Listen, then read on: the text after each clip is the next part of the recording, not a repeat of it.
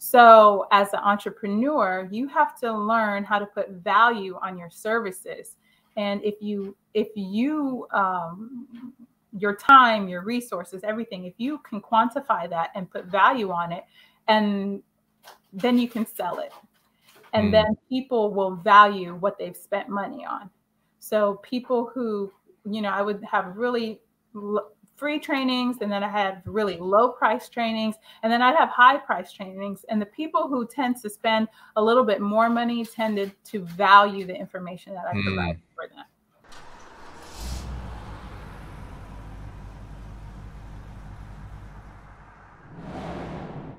Hey, so you guys are now in with the Lion and the Lambo podcast. We're here with a new episode, and we have a new guest. I know this is going to be an exciting episode. We're going to really be dropping some jewels for you guys today as we really discuss biblical entrepreneurship, impact, and true success. And so before we get into it, I got to introduce you to our guest for today, Miss Laverne Reid. How are you doing today, Miss Reid? What do you go by the way? Like, what do people call you? So my name is Laverne Reid. I grew up being called Lavi, and so my company is Laverne Reid Coaching. Okay, Laverne Reid Coaching. Yes. Gotcha. Well, we're gonna really dive into that, as we go through this conversation for today, so you guys can get to know a little bit more about Laverne Reid, right, and a coaching program. But as we slide in, I want to toss you a question real quick, because as we starting up this Line in the Lambo podcast, right, seems like this thing's exploding for you. I mean, are you a podcast listener? Is there any podcast that you kind of check out online? Spotify, Google, Apple, whatever? To be honest with you, this is my first podcast that I will be officially listening to. Actually, my cousin has a podcast called Melanin Musings. Okay. And I like hers as well. So okay, so Melanin Musings, that sounds really interesting. So you guys gotta go check that out. I'm gonna check that out as well. And of course, the Lion and the Lambo, you guys gotta check in. Make sure you're subscribed. We're everywhere that you can find podcasts. So Spotify, Apple Podcasts, Google Podcasts, Anchor. Of course, we're on YouTube as well. So definitely subscribe to the channel. But let's dive in, man. You said that it's Laverne Reid Coaching, but I want to kind of go back, right, before we get to that point, because, everybody has, their story, right, and their process of how God leads them to what it is that they're going to do in life, and the impact that they're going to have on their community, right? So I want to kind of go back just to find out a little bit about, when you first started your upbringing, maybe with your family or your church community, what was your view of money? What was your view of, the almighty dollar, as people call it, right? And what was that relationship that you had with money? That is an excellent question. So I grew up very comfortable, middle-class family. My dad was never into buying flashy things or name brand things. So I was never into like spending money on things and just to have flashy clothes or nice things like that. I spent my money on things that I felt of quality. So I spent money on books. My dad would always say, if you get one really good pair of shoes, you don't need to buy a bunch of shoes. And so I grew up with the mentality that you only spend money when you need it. And I also grew up with the mentality that you only need so much money. And so, to be quite honest, it translated, I think maybe a lot of people can resonate with like a lack mentality, where you don't need to have too much money. People who have a lot of money might be frivolous with their money. So I just had this view that you just need this much money to survive. And anybody who has more than that has too much. And so, so that what I have discovered is something like a lack mentality as far as money goes. So that's really interesting, actually. So it kind of seems that you were saying it not only affect how you viewed money yourself, but also it changed your view of other people who maybe had more money than what you deemed was this bare minimum that we would need. Right. Right. And also being a Christian, you know, you understand, you're taught to understand that Christ provides everything for you. Your father has a cattle on 1,000 hills. So what do I really need? You know, everything I need is provided for me by God. And it's true. He does provide, like, everything I've ever needed. He's provided it for me. And so I think, however, that thought process was kind of limiting as far as business goes, as far as growing my business and scaling my business and being able to reach as many people as could use my help. It was very limiting because I didn't think outside the box. I didn't think, how can I reach more people? I thought, how can I pay my bills? You know, so it really limited my business growth for the first few years. Okay. That makes perfect sense, right? Because you're coming from this place of having a scarcity mentality, right? Of the bare minimum. So even when you're talking about starting to build your business, right? You know, you're just looking at it saying, well, I just need to, if I can just take care of these things, right? You know, then I'm doing enough, right? But like you say, it's kind of a different mentality when you're coming with it to build a business, because you got to think about growing your business, right? So that makes perfect sense. So that leads me to want to know, I guess, some information about kind of your first, I guess, venture into entrepreneurship, or even before you even go there, like, what was the drive or the thought process that you had? You know, how old were you when you first even had this push to do something entrepreneurial? So to be quite honest, my dad was a business owner. He always owned his own business. And so the first time I remember like doing something was, I remember sitting on the floor in the living room, like cutting paper and cutting different things. And I was like, man, I'm gonna go out to the neighbors and sell this. And my dad was like, no one's gonna buy your paper. But, you know, I had made like these pretty designs and I thought I was gonna sell it. And then, you know, in school you sell chocolate and things like that. So I worked a little bit in college, but when I got out of college, the first job I got was like a waitressing job. Okay. A really good restaurant. I was making good money. However, I started like a little side hustle on the side because it was okay money, but it wasn't great money. And so I started a little side hustle. And after that business kind of grew a little bit, I just got used to working for myself. And so that side hustle was probably maybe 2 years before my son was born. And so ever since then, ever since I had kids and working, you know, not being in the job market, you know, in the labor field, you know what I'm saying? I always had a little business, a little something going on the side. So and that's gotcha. So at least 15 years. Okay, so for 15 years, you've always had something going on, at least on the side, and that started during your college years. Right after college, yeah. So right after college, I used to do, in Houston, they had this thing called promotional modeling. So if they had like events going on, they would need people like passing out flyers for events and talking to people in the crowd. So I did that. And then that parlayed into my own company where I hired people to do it. And so that was my first entrepreneur business. What I did was I saw a need and I said, I can fill that need and make some money because I'm only making enough as the model. But if I had a bunch of people and if I had the agency, then I would make more money. And so I saw a need and then I filled it. So you just saw an opportunity to cut the middleman out, essentially, then. Yes. And to become the middleman or the middlewoman in this instant, right? You know, so that makes perfect sense. Okay, so that was your first jump into the entrepreneurial realm, and so was that something that you just did in order to say, okay, I'm only making so much, you know, waitressing. I'm looking just add just a little bit extra income, or you know, what was the driving force behind, you know, the reason you went into that? Yeah. It was really just, you know, looking for work when I first got out of school. My degree's in communications. And so there was a company out here in Houston that I would do video editing for. And I think I did that part-time. So just looking for other things in media I got into the promo work and doing like extra work for TV shows that they were recording here in Houston. Then I met other people who were doing different things. And, you know, even once I got a job, I still did it on the side because it was like a weekend gig that you could do here or there or at night sometimes. And so I always just did it. And eventually, once I had my son, I stopped working, but I still maintained my little side gig.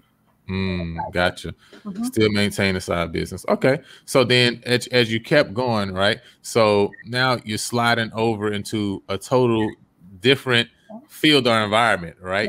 You know, what was the process of you going from, dealing with these modeling agencies, actually helping to hire, the people yourself, right? So, you're the middle woman, right?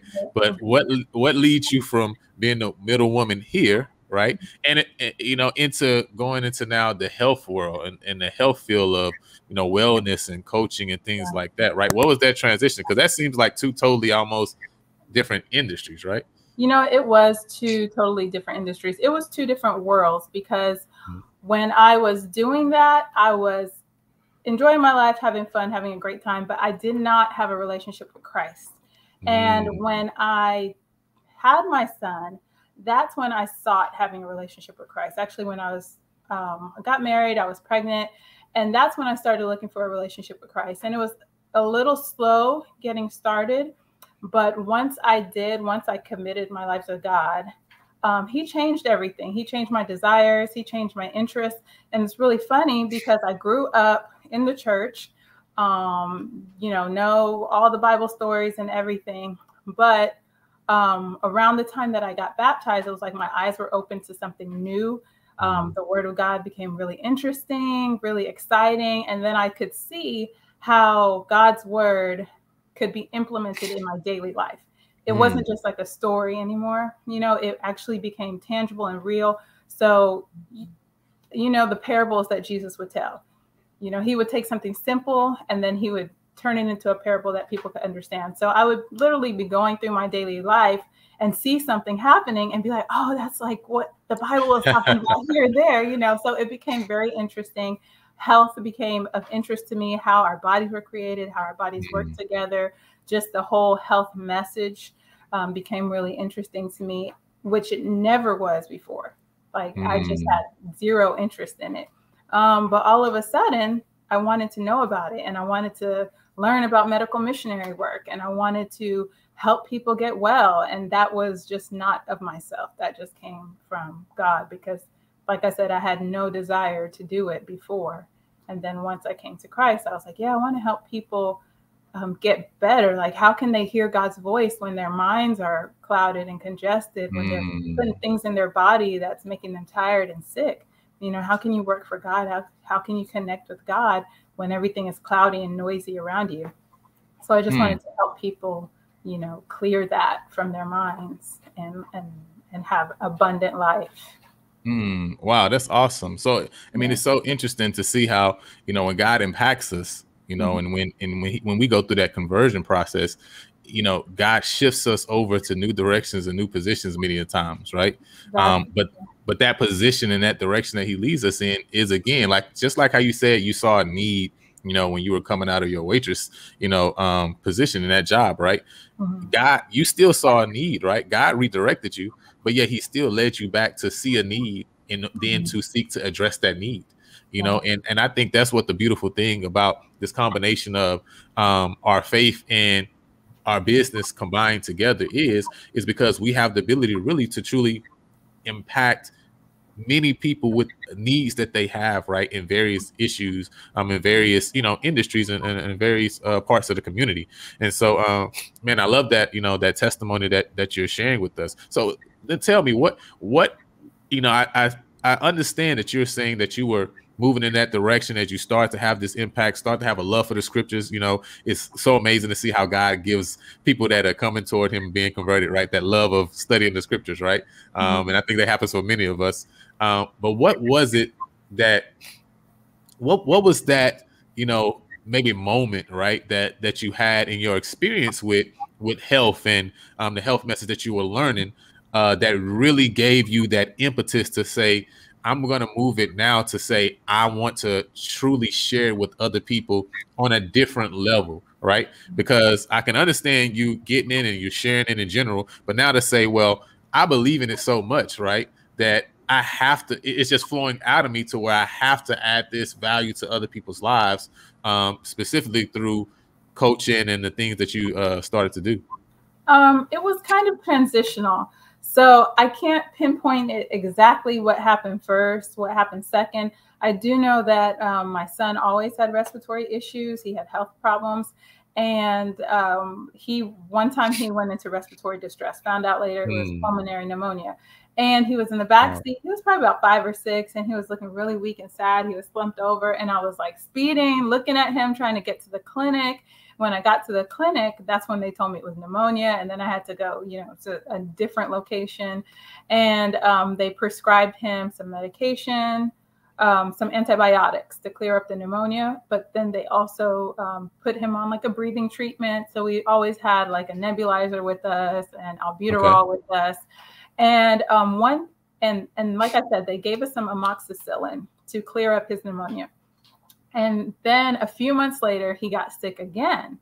And so instead of going through all of that, I was like, I'm going to shortcut this and I'm going to just call the doctor and get some amoxicillin.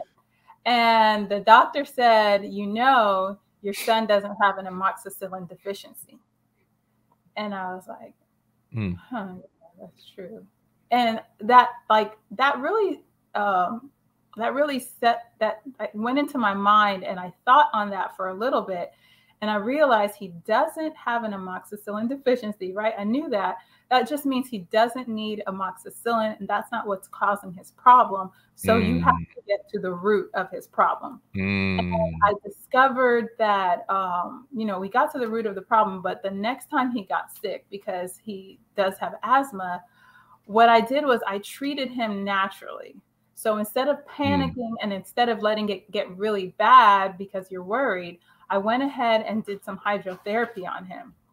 And he was really bad. I think he had an earache at the same time. Now, what is hydrotherapy? What is that? So what I did for him was because the congestion was in his chest, I put some hot towels on him. So I have a book up here. I hope I'm pointing in the right way. So this book right here is called the Natural Remedies Encyclopedia. It has everything in it. And right in the center, it tells you what to do for people who are having like chest congestion. So basically what I did, I got some hot towels. I boiled the water, and I got the towels really hot with water. And then I wrapped it in another towel so it wouldn't be super hot. And anyway, I put it across his chest. So basically it's like a steam bath. So instead of physically getting in the tub, it was just centralized focus on one location. So not on his whole body, just in one location was that hot steam going through, penetrating his lungs. And then after, I can't remember the time now, I want to say like a minute or so, I switched it with cold towels. Then I went back to the hot, and then went back to the cold. So it was like maybe a 5 or 6 minute process, going back to the kitchen with hot water, coming back with these hot towels, cold towels, hot towels, putting cold, wet towels on his forehead, trying to keep him cool, and putting his feet in hot water. And there's a process to this, and I can explain it. But really what happened was at the end of doing that about 3 times, he was good to go. Like he sat up and it was like nothing had ever happened. And it was amazing. It's almost going to bring me to tears now. It was amazing to just see that water, like from the first time when he was turning blue in the back seat, and I was panicked. Wow. Wow, I cannot believe that this actually worked. Like someone told me about this. I have the book and it works. And I was like, that was amazing. It saved me panic. It saved me time. It saved him pain. It saved us grief. And it was so simple. It's right in the kitchen. And to me, that was amazing. And so, and what that process actually does is it breaks up the congestion in your chest, and it helps move it out of your chest and through your body. And it kind of just diffuses it, if you would. And so it worked for him. It worked in that situation. And so I couldn't believe it. I thanked God for it, and I just was like, you know what? Everybody should know this. Like, parents should know this. Like, there's too many people in the emergency room. And so from there, I was just like, let me tell Let me tell you what you can do with some water. Let me tell you what you can do with some onions. You know, that's just where I went with that. Wow. I mean, that's an amazing experience, right? You know what I mean? And then, you know, for it to be your own child, right? So it's somebody in your home, somebody you love, somebody you birthed them, right? Yeah, and so to see this contrast of experience of you panicking at first to now you saying, let me apply these natural remedies, right? Using something that God gave us, water that's abundant all around us, right? And seeing the power that it had, right? You know what I'm saying? Wow, yeah, that makes you a believer, right? Now it moves from simply me believing something even based on what other people have said or even what I've read in the book, right? I mean, you know, but now I've ran to the kitchen back and forth, right? I've applied the towels, right? That's amazing. And I'm guessing that also can affect you can use that same type of treatment on that hydrotherapy where you're kind of putting, you know, specific focus treatment on an area. You can do that on different areas of your body too, I'm guessing as well. Can definitely do it on different areas of the body. If you put your feet in hot water, it draws the blood from certain areas. So for my ladies who are experiencing cramping, you put your feet in the hot water and it draws the blood from that abdominal area, and it helps you know, it helps circulate throughout the body, so you're not feeling the pressure there. It helps with head congestion, colds in general. So it's really just a way to get the blood circulating, moving it from that portion of the body where it's congested, as you were, moving it from that portion of the body and diffusing it and getting it broken up. So as you're going through this process, right, you make this transition now to go into, you know, dealing with natural remedies into more of the health side, right, as God is leading you in that direction. How is your how are you as a business owner at this time, right? How are you as an entrepreneur? Are you working full time? Are you still doing it as a side hustle? Because I know you talked about, you know, having these 15 years that you had it as kind of on the side. Like, where are you positioned at this point as an entrepreneur? Okay, so at this point, I just want to educate people, right? So I'm doing seminars. I'm creating seminars at church. We used to have like a food bank. I would go there and speak to the people who are waiting in line for their food. I just wanted to diffuse the message. But one of the things that happens with having a message like for health or for the gospel or anything that is helpful to people, you might think that I need to give it to people for free, right? Because it was given freely to me and I need to give it to them freely. Right. And you know, the Bible tells us a workman is worthy of his food. And one of the things that I noticed with working with people is that when I would give them some information that they needed immediately and they would apply it, great.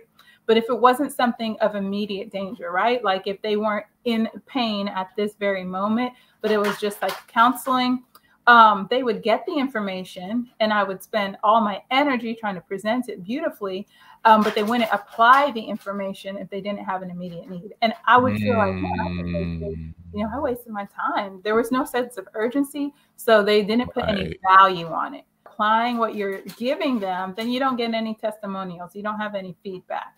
And so that's something that I had to learn.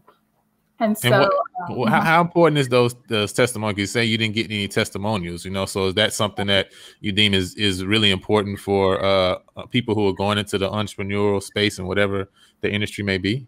Yeah, so depending on if it's a service, whether it's a product or a service, especially in this day and age, we are very social, right? The world is smaller. We read reviews. We look at what people are saying and what they think about it. You know, some people don't even go to a restaurant.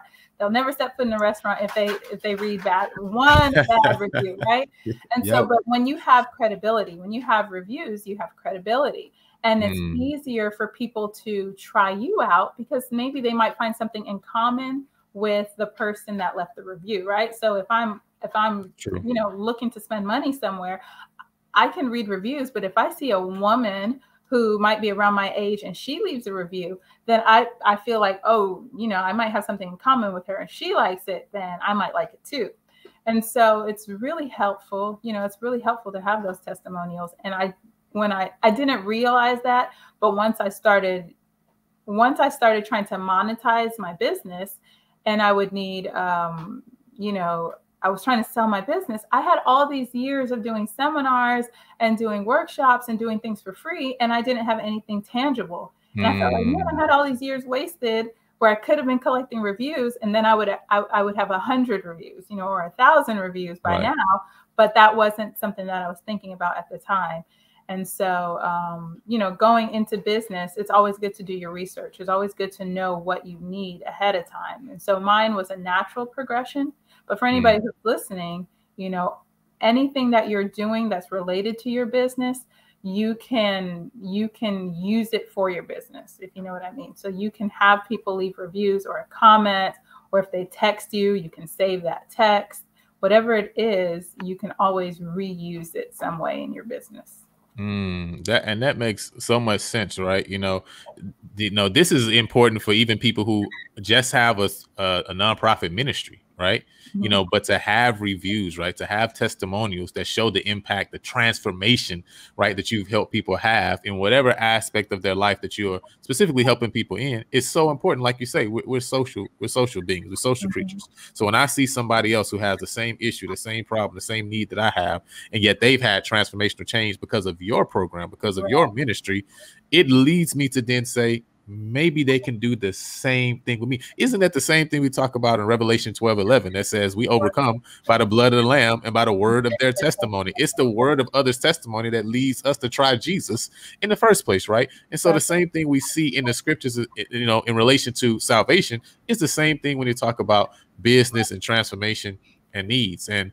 you know, I love how you talked about the value add, and that people who put forth something, you know, it's only recently that even I myself have realized that when we don't charge what we're worth, we're actually withholding other people from being able to be impacted as they could be impacted. Because it's just like you're saying, if more people who spend on the service actually use the service, but those who get it for free or don't spend little on the service, right, tend to not use it, then we're actually withholding people from being blessed by the product or the service that we're actually trying to deliver to them in the first place, right? You know, and so, you know, this is something I think we all have to learn, right? You know what I mean, as we're growing, especially as we're trying to combine business and ministry, because like you say, a lot of times we look at it as something that, well, I'm doing wrong, right, if I charge, right, because this is something that's supposed to help people, impact people. But the reality is everything we do should impact people, right? You know, there should be nothing we're doing that's not impacting people. Yet, in order to truly impact them, many times, right, we have to put value on that thing, right? So I want to ask you, right, you know, as we're getting ready to transition, right, to kind of where you're at now and what you're doing, you know, I want you to just kind of share, you know, what was your mindset? How did you see your mindset change, right, from waitress, right, and when you first started working in business to where you are at now, right? What kind of mindset shift have you had throughout the years as you've grown as an entrepreneur? Okay, good question. So, of course, like I said, originally it was just to pay bills and to get by, and maybe save some money for college for the kids, or you know, buy a house, or whatever my temporal needs are, just what my needs are at this point in time. But like I said, I realized that I could impact more people if, for one thing, you need money to make money, right? That's what they say, right? You have to have money to make money. So I only had enough for what I needed. I didn't have enough to grow. And so the only way I would be able to grow is if I had more money. But the only way I would have more money is if I expanded my thinking just beyond, I just need to pay these bills. I just need to hustle, right? So I had the hustle mentality. I had to change my mindset and realize this is a business, and the business needs to grow. And so I would have to either charge more or work harder.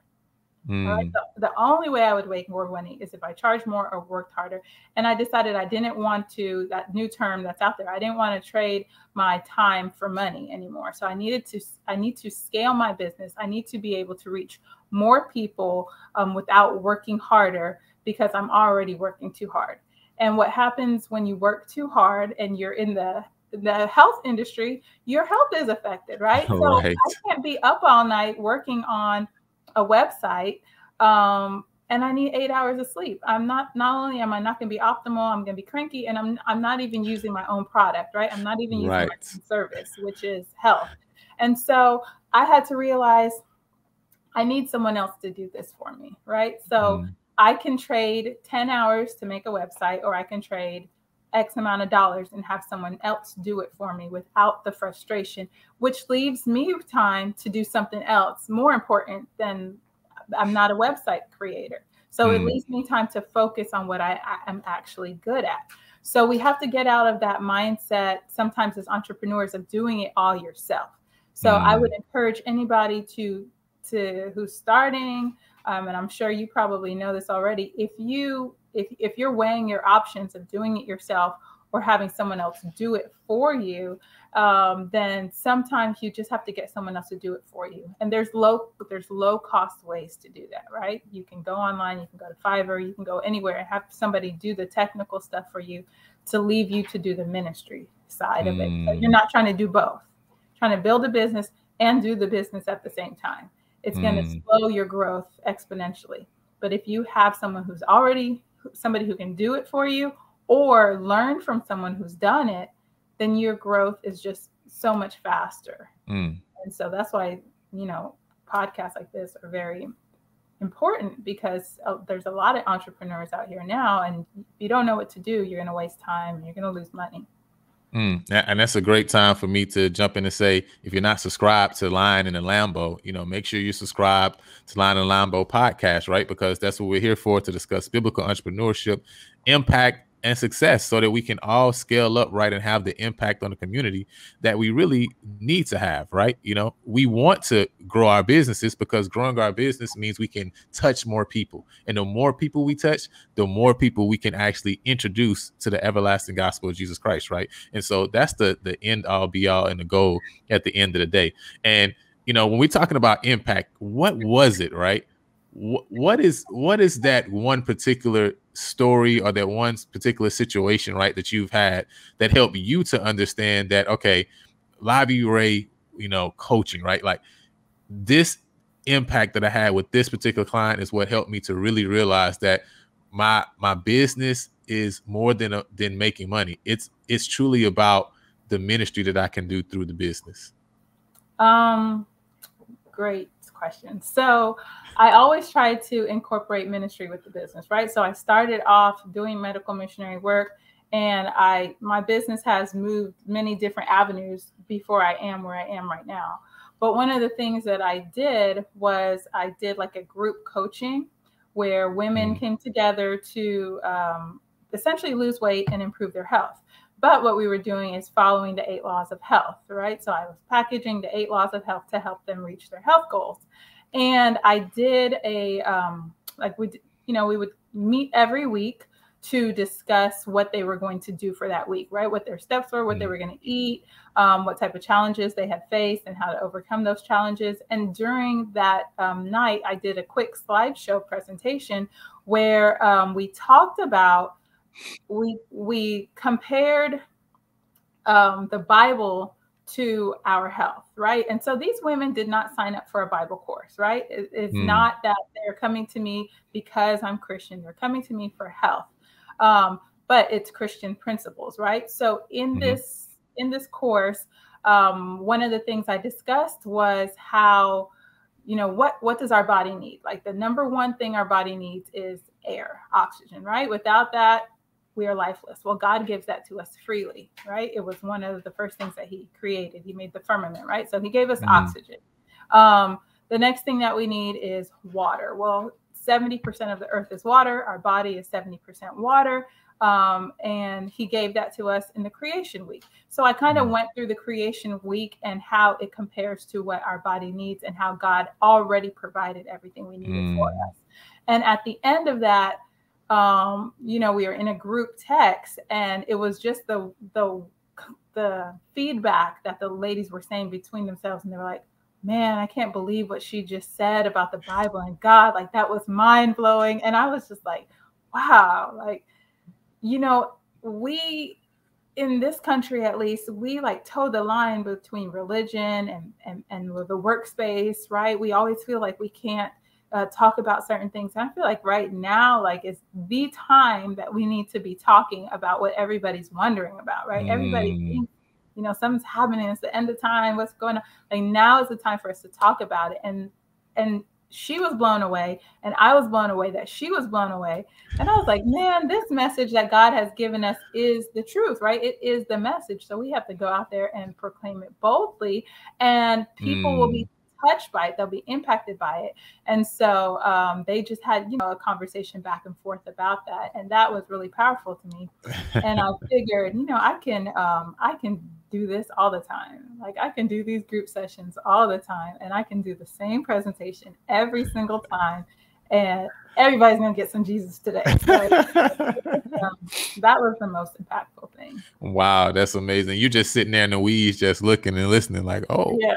Oh, okay. Wow. Yeah. You know, I thought I said something simple, but it opened their eyes, right? You know, and it's when you have those Bible studies with those people sometime and their eyes start to open, you're just like, oh, you know, you can tell they get it. You don't want to get too excited and jump out your seat, but you see them when they get it, like, oh, they got it. I see it.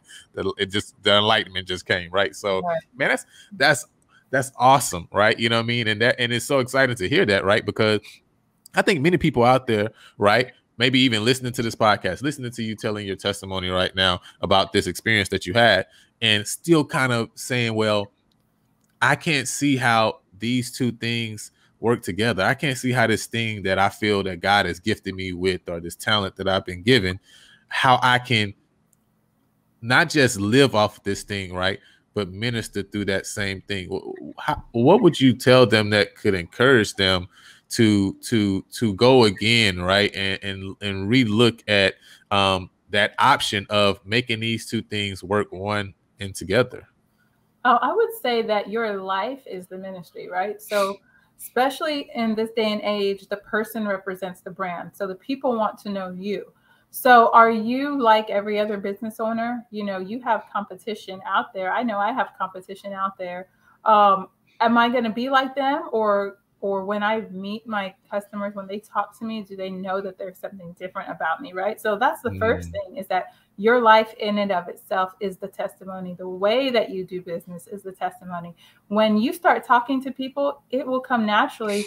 What motivated you to do this? You know, how did you get there? And then you can learn to weave your testimony into that. So, you know, how everybody has like a 60-second elevator pitch. Right. So you have to learn how to weave that into that. You know, as a side note, I remember I was with a group of people, and we were going to have prayer. And so the person prayed, and in that short prayer, like they gave the gospel message, they gave the second coming, they gave the Daniel and Revelation prophecy, like they gave everything in just a minute and a half prayer.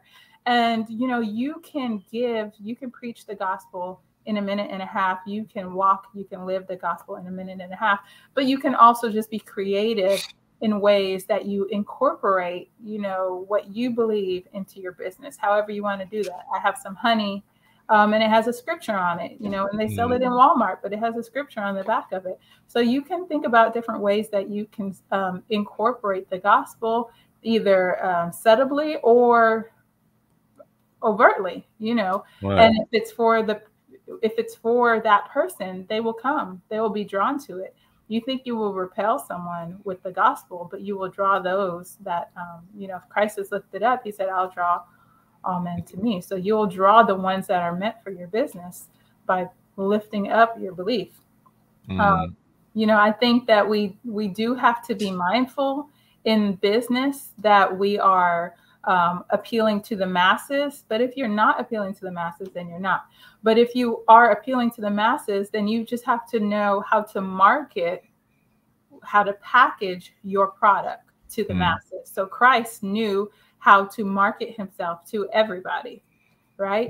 So he drew everybody to him. He didn't repel anyone except for those who thought they were holier than thou, right? Right. So you know that you can appeal to the masses with love, with kindness. You don't have to be overt. You don't have to be forceful with your religion. That repels a lot of people, but you can just show your character through the way that you handle your business. Amen. Amen. That's preaching to us, right? Okay. So I know you mentioned about, this group, right? This group text and these things of that nature. What is it that you have going on now, right? Because you talked about getting these ladies together and doing these presentations. What do you have right now in your business? What is your focus, right? And what you're putting your energy and your effort into to be able to reach out to those in the community? So right now, I am working on my coaching business, right? So like I said, I had different avenues that I went through. And my coaching business helps women lose weight.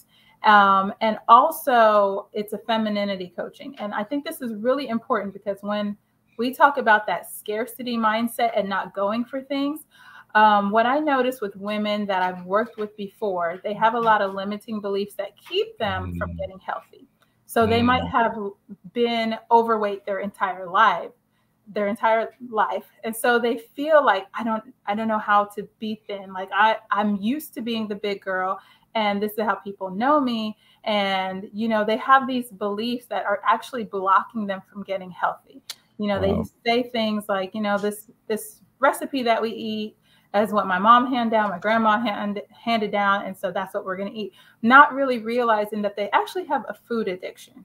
And so my coaching has shifted just a little bit from just focusing on weight loss to focusing on the mentality that women have that's keeping them from being healthy in different areas of their life. So once you start, breaking down those beliefs, you start seeing things in other areas of your life that you can apply it to. And so that's what I'm doing. So in my coaching, I have a private group where women can join. It's a free group to join, and women can join and just learn different principles. There's recipes, there's planning guides, there's encouragement, motivation, workouts, so that women can just learn how to get healthy. And then if they want one-on-one coaching with me, or even less expensive group coaching, private group coaching, then they can sign up for that. Oh, okay. Awesome. So how would they get in touch with you to be able to go through that process, and how kind of take us through that process as when they first connect with you through, how that coaching, works? Okay. So there are two ways to get in touch with me. So I have a website. It's Lavire, lavireid.net. And on the website, it pretty much lists all the services. And I also sell a program that you can download. And it's actually just like a 30-day meal plan guide to help you transition to a plant-based diet. So it has shopping lists. It has the meal prep steps. It has all the recipes, pictures. So it's like everything somebody would need to transition to plant-based and to lose weight in 30 days. And so that is something that they can go to the website and download and start working with. But if they wanted to get a little more personal with me, then on Facebook, I have a group called Feminine Weight Loss. So you could join that group. And in that group, like I said, there's free content, there's recipes, there's free challenges, just different things to help people shift their mindset a little bit and orient themselves towards getting healthy. And then if you want to work with me directly, you can contact me through the website, or you can email me at lavi@lavireid.net and just reach out and tell me what your needs are. And I create a customized meal plan. We'll create a plan to help you lose weight.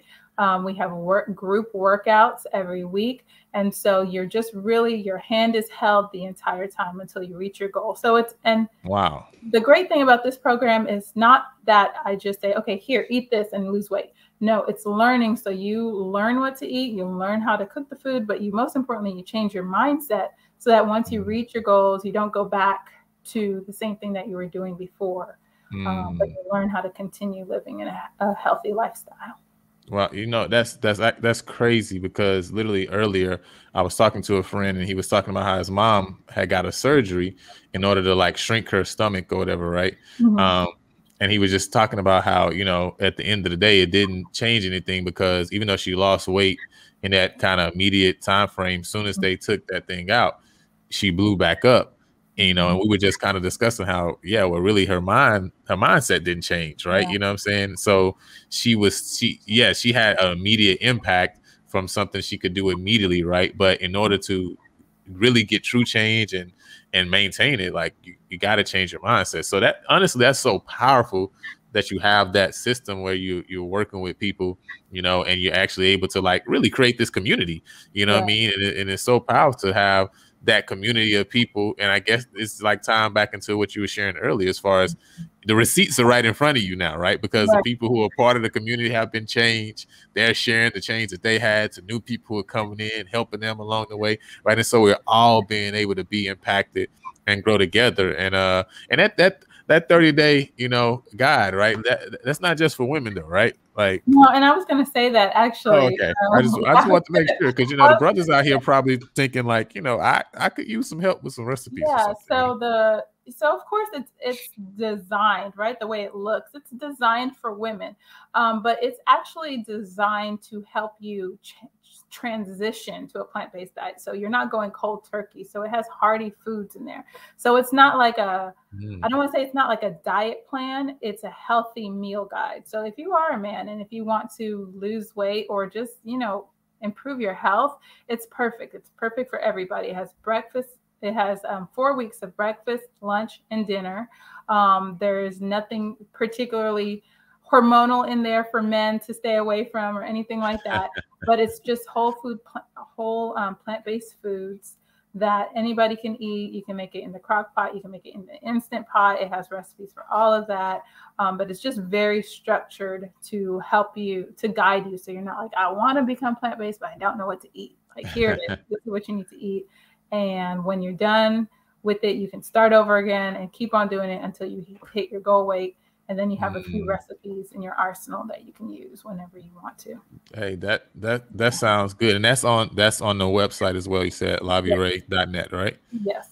Okay, that's all, you know, and everything is going to be actually in the description, you know, for wherever you're listening or wherever you may be watching on YouTube. It's going to be in the description. So you can guys just click on those links, right?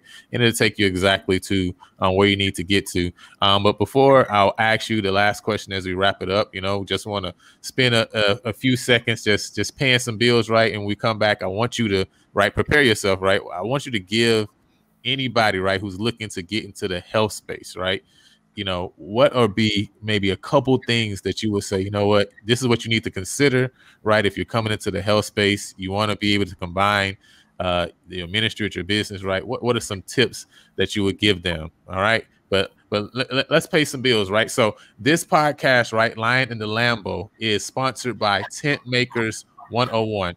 That's Tent Makers 101, where Christian principles fuel business practices. And are you a tent maker, you ask? Well, you are a tent maker if you have a gift, a talent, product, a service, any type of business, right, that is seeking to follow in Jesus' footsteps and meet the needs of the community so that you can impact them with the everlasting gospel, right? So we're meeting on Facebook with other entrepreneurs in order to foster growth, collaboration, and actually build some strategic partnerships, right, for the purpose of increasing your brand awareness and your revenue, right? We truly believe every business is a ministry. When you accomplish God's purpose for you in the world, right, in the form of products and services that provide true value to your particular audience, then guess what? You are truly successful. So don't wait, right? Join us on Facebook now at Tent Makers 101 Biblical Entrepreneurship. So Laverne Reid, right?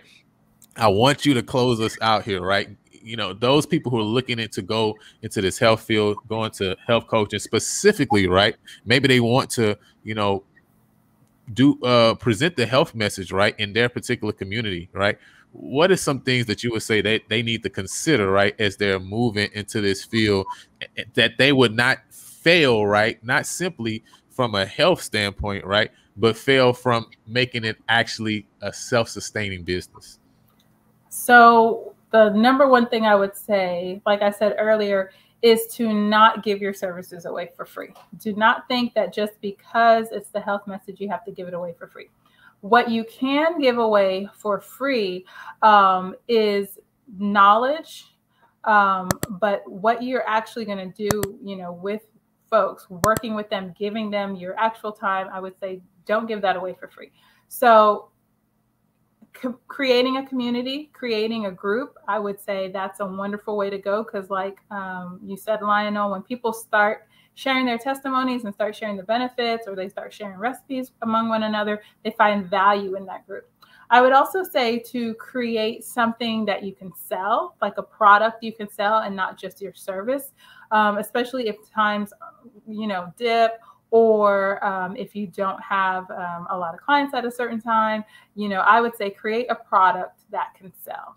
And then if you're just starting out, now would be the time to give things away for free, right? You don't have any, if you're just starting out, you don't have anything, then I would suggest working with people that need your help, right? So don't work for free for people who don't necessarily need your help, they don't value it, or they have money. Like if someone really needs your help and you can get them immediate results, I would focus on what you can do immediately. So for instance, if someone wants to lose 10 or 15 pounds, you can help someone lose 10 or 15 pounds in a relatively short time. So whatever you can do in a relatively short time, whether that's even preparing some really good food for people and them to comment right away, like this tasted good, like whatever it is that you could do real quickly to get your testimonials and get some feedback, I would do that right away. Feedback and Facebook ads. If you are social, if you're on social media, don't be afraid to spend money on your Facebook ads. Awesome. Those are my top 3 tips for business. Man, I really appreciate it. And I think somebody is actually writing those notes down, right? And it's probably going to go contemplate those things and seek to see how they can implement that into what they got going on. And again, we want to encourage you, right? Really, really seek, right, to be able to see how you can implement these things and these tips, because at the end of the day, the more you're able to impact and get yourself, your service, your product in front of people, remember, the more people you can impact with the everlasting gospel. So again, we want to thank our guest today, Laverne Reid, Miss Lavi Reid, for coming on and sharing what she has going on, sharing how she combines her ministry with her business.